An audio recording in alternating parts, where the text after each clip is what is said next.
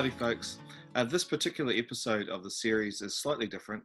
Mo Morgan is the Minister of St James in Whanganui, and she shared with us at our ministry leaders meeting yesterday some thoughts around framing questions up in a way that help us in our sense of being orientated or disorientated or reorientated or living into a new orientation.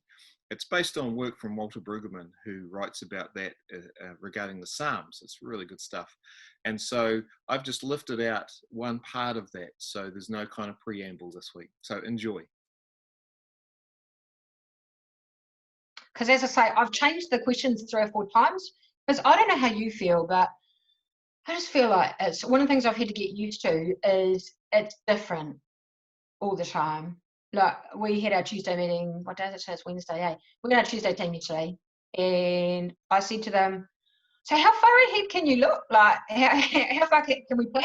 And we decided we could plan to Sunday.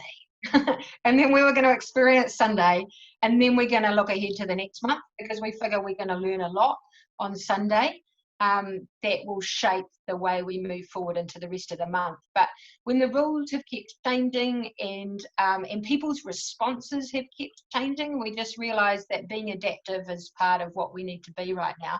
So I'm offering you these questions, Rory, but I might change my mind tomorrow or even later on today.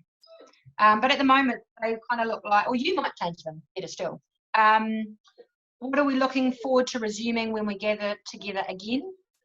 What are the so that's the kind of in the orientation camp. So what orientates us? What have we missed that? Okay, if you can hear something, it's my dog is whimpering a bit needy. What are we looking forward to resuming again when we gather again? It kind of went from we were using that word normal, which we found problematic for lots of reasons. So we've tried to avoid using the word normal and new normal, which gets overused right now.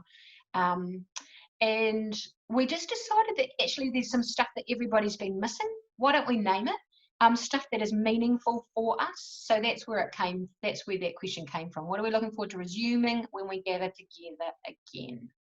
That orientates us, that reminds us who we are, but more importantly, whose we are. Then the second question was, where are the struggles or concerns for people in our church and in our community? So we recognise that some people are quite anxious about how close they sit next to people. Some people are quite anxious about making sure there's hand sanitizer everywhere and that we've got smooth entries and exits and all these sorts of things. But we also want to say that in equal measure, where are the concerns and anxieties in our community? Because we want to respond to those as well. And obviously, as soon as you ask that question, then it leads on to a discussion of how can we ease those anxieties? What can we do to respond to people who have those anxieties? So one of the key questions, one of the key things that got named, obviously, in the last couple of months was people, particularly for our senior people, their anxiety about not being able to use technology was a key concern, because then they felt disconnected and inadequate and all these sorts of things.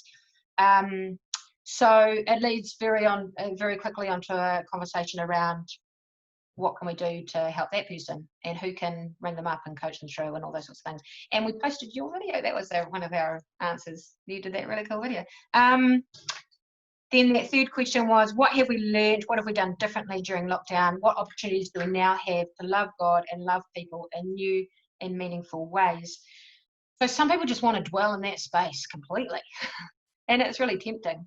And it's a good space to dwell. Some people don't want to dwell in it at all because they just want to go back to how it is. So we found it helpful to say at the onset when we've had these discussions, and I've had that discussion of one-on-one with a number of people in my church who are key people, key stakeholders, if you like, for different aspects of the life of the church. I said, look, I'm going to ask 3 questions. So people sort of know, look, there's 3 things we need to think about here, 3 areas. And most people want to talk about one more than others, but that's fine. We're still going to address 3 questions.